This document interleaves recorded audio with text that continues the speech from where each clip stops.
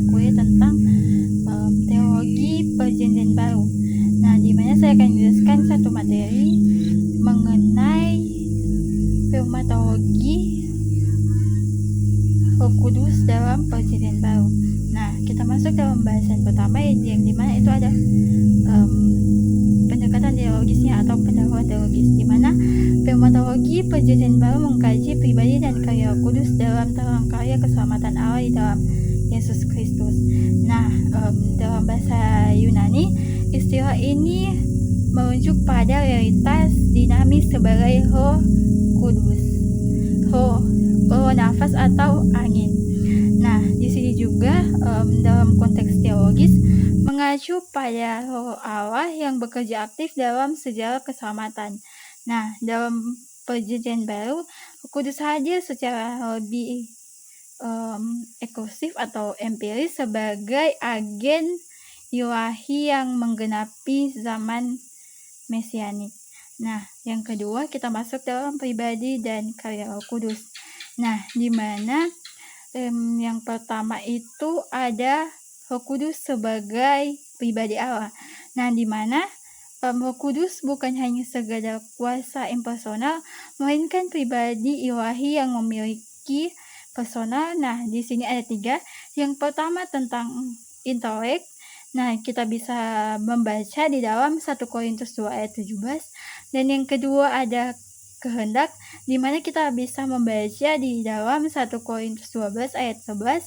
Dan yang ketiga ada perasaan, di mana kita bisa membaca dalam Efesus 4 ayat 30. Nah, kepribadiannya juga tampak relasi dari impersonal, dapat kita lihat dari ditaati, didukakan, bahkan ditolak. Nah, yang kedua ada juga yang disebut sebagai parektos. Nah, di mana parektos ini mengandung arti penolong atau penghibur. Nah, selain itu juga Roh Kudus memiliki status ilahi yang membuktikan melalui di sini ada beberapa. Yang pertama di mana yang ada kesetaraan dengan Bapa dan Anak di dalam Matius 28 ayat 19. Nah, yang kedua itu adanya atribut ilahi. Nah, di mana di situ ada Maha Tahu, Maha Hadir, dan Maha Kuasa. Nah, yang ketiga juga kita bisa melihat di mana ada karya ilahi. Nah, di dalamnya ada penciptaan, inspirasi kitab suci, dan kebangkitan. Nah, kita masuk dalam tahap yang kedua atau penjelasan yang kedua, di mana ada karya Roh Kudus dalam Kristus. Nah, kita bisa melihat karya Roh Kudus bersifat kristosentris. Nah, di mana terlihat dalam kelahiran Yesus, di mana kita bisa membaca dalam Matius 1 ayat 18 dan Lukas 1 ayat 35.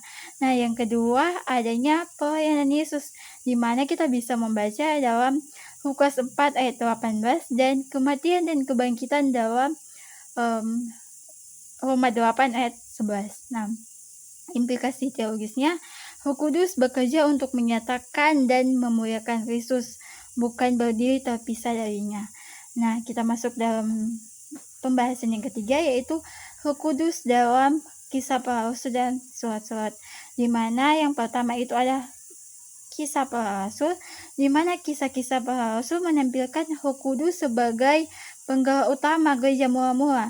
Nah, yang dimana ada 3. Yang pertama memberi kuasa pada Pentakosta, yang kedua memimpin penginjilan, dan yang ketiga memampukan mujizat dan kesaksian iman. Dan juga Roh Kudus juga membantu komunitas iman melalui yang pertama persekutuan yang erat, yang kedua ketaatan pada pimpinan ilahi, dan yang ketiga manifestasi karunia rohani.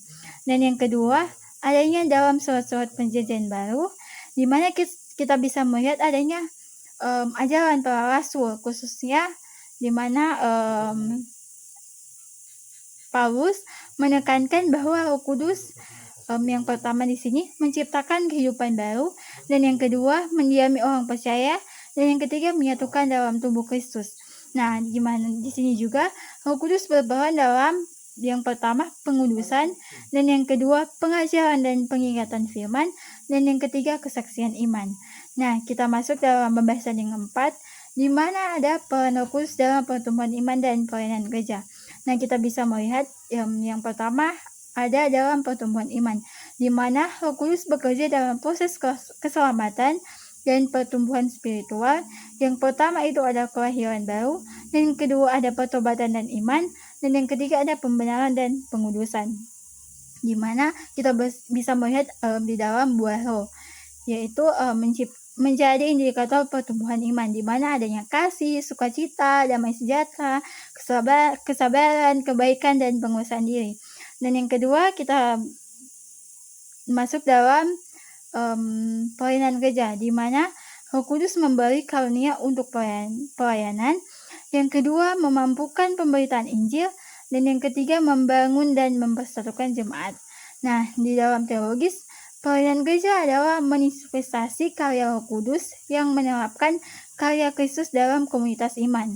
Nah, kita masuk dalam materi yang kelima, yaitu dinamika spiritual dalam kehidupan umat percaya. Nah, kita masuk dalam bahasan pertama, di mana ada relasi dengan Yesus Kristus. Nah, Roh Kudus mempersatukan orang percaya dalam Yesus Kristus. Nah, yang pertama kita bisa melihat bahwa Tuhan Yesus itu mati dan bangkit bersama Kristus. Nah, kita bisa membaca dalam Roma 6 ayat 1-11. Nah, yang kedua juga ada hidup dalam realitas baru. Nah, kita masuk dalam dinamika kehidupan rohani, di mana kehidupan dalam roh ditandai oleh yang pertama ketergantungan pada anugerah Allah, yang kedua respon iman dan pertobatan berkelanjutan, yang ketiga pergumulan dalam melawan dosa. Nah, di mana kita sebagai orang Kristen yang seringkali sama yang ini pergumulan melawan dosa. Nah, di mana kita seringkali banyak tantangan, pergumulan, masalah dalam hidup, dan kita harus itu melawan dosa. Seringkali kita sebagai orang percaya itu melakukan dosa. Nah, kita itu harus bergumul.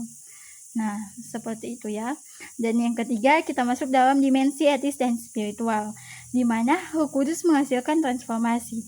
Nah, yang pertama itu adalah moral hidup kudus, yang kedua relasional atau kasih dan persekutuan, dan yang ketiga misiologis dan kesaksian pada dunia. Dan kita masuk dalam sintesis teologis, di mana pneumatologi Perjanjian Baru menegaskan bahwa Roh Kudus adalah pribadi ilahi yang pertama. Di sini ada beberapa. Yang pertama menggenapi karya keselamatan dalam Kristus. Yang kedua menghidupkan dan membentuk gereja. Dan yang ketiga memimpin pertumbuhan iman orang percaya. Dan yang keempat mengarahkan kehidupan spiritual secara dinamis. Nah, dengan demikian kehidupan Kristen sejati adalah kehidupan yang dipimpin oleh Roh Kudus dalam kesatuan dengan Kristus dan komunitas gereja. Nah, saat ini kita masuk dalam pribadi dan karya Roh Kudus, di mana Perjanjian Baru Roh Kudus dipahami sebagai pribadi ilahi yang secara dengan Allah Bapa dan Yesus Kristus. Ia bukan hanya kekuatan, tetapi pribadi yang bisa berhubungan dengan manusia. Dan juga karena dia dapat berbicara, mengajar, memimpin, dan juga dapat didukakan.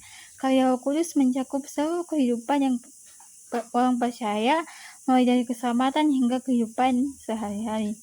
Di sini juga ia bekerja dalam kelahiran baru, memeteraikan orang percaya sebagai milik Allah, serta menguduskan hidup agar semakin serupa dengan Kristus. Roh Kudus juga berperan sebagai penolong yang menyertai, menghibur, dan memberi kekuatan dalam setiap pergumulan. Nah, Roh Kudus dalam Kisah Para Rasul dan Surat-surat, di mana Kisah Para Rasul, Roh Kudus berperan penting dalam pertumbuhan gereja mula-mula seperti yang saya sudah katakan tadi di sini. Dan saya akan tambahkan lagi peristiwa Pentakosta menunjukkan pencurahan Roh Kudus yang memberi kuasa kepada para rasul untuk bersaksi dengan berani. Roh Kudus juga memimpin penginjilan, mengerjakan pelayanan, dan bekerja melalui tanda-tanda yang menubuhkan Injil.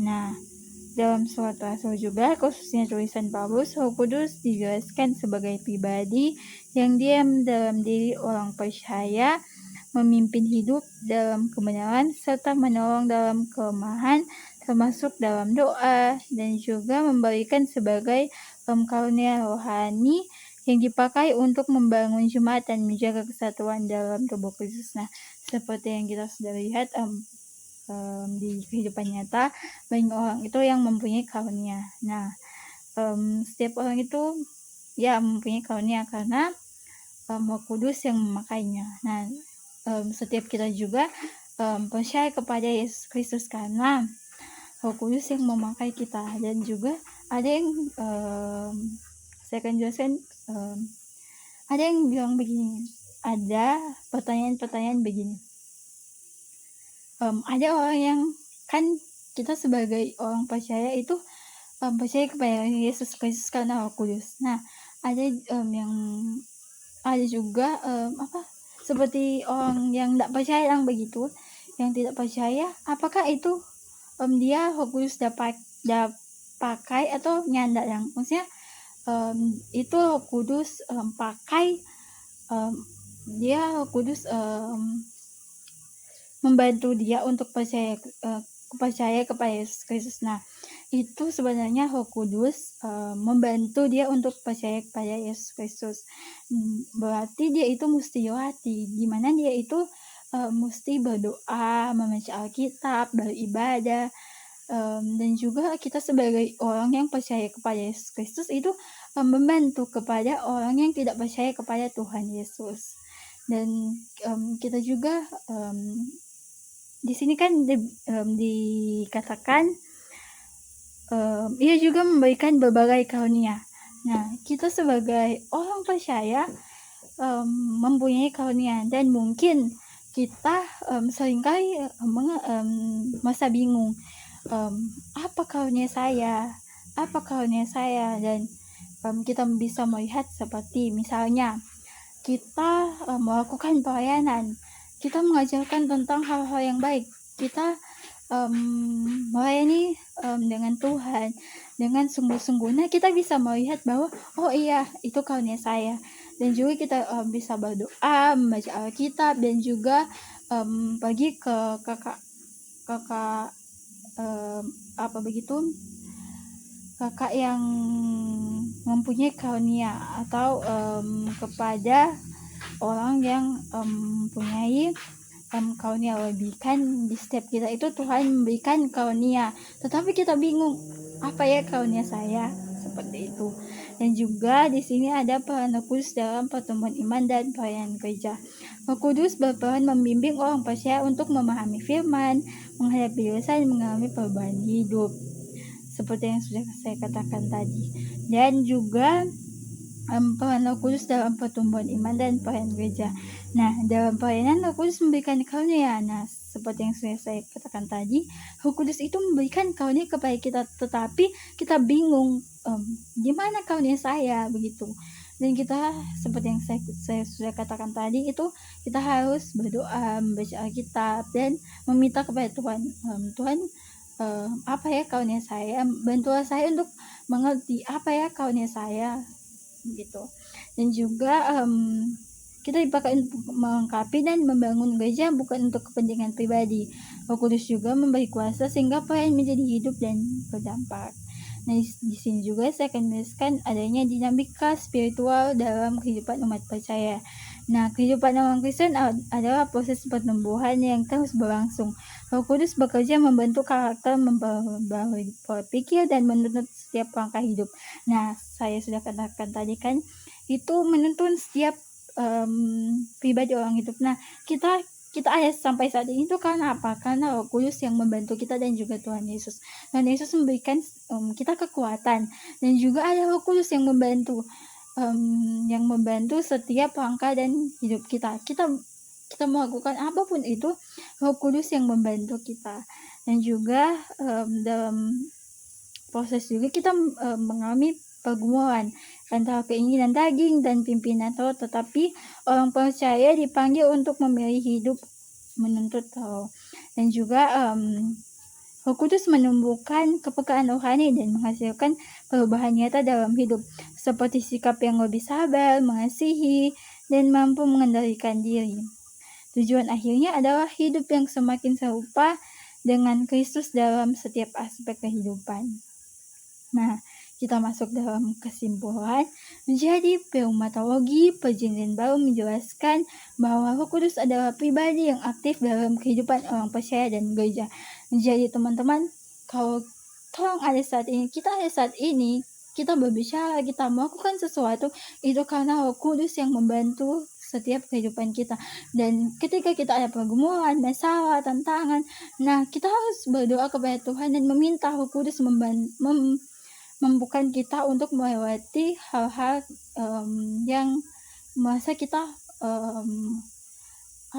merasa sulit begitu, merasa Tuhan kita tidak mampu melewati, dan pakailah Roh Kudus untuk membantu saya menjalani kehidupan. Dan juga Roh Kudus berperan dalam keselamatan, menuntun dan menguatkan dan menguruskan hidup umat Tuhan. Roh Kudus juga memberi kuasa untuk bersaksi, membagikan karunia rohani, serta menumbuhkan iman dan pelayanan. Karena itu, kehidupan iman dan pelayanan efektif menjadi ketika orang percaya hidup dipimpin oleh Roh Kudus. Nah teman-teman, mari kita hidup dalam ketaatan, dalam saling mengasihi, saling mengampuni, dan saling mengampuni. Dan mari kita hidup membantu Roh Kudus, membantu kita untuk melakukan setiap hal-hal yang kita akan lalui, dan juga meminta Tuhan kuatkan saya dan mampukan saya, dan berikan Roh Kudus membantu saya untuk melewati setiap masa-masa sulit saya. Dan juga teman-teman, jangan patah semangat, jangan goyah, karena ketika kita dalam suatu pergumulan, Tuhan pasti memampukan kita.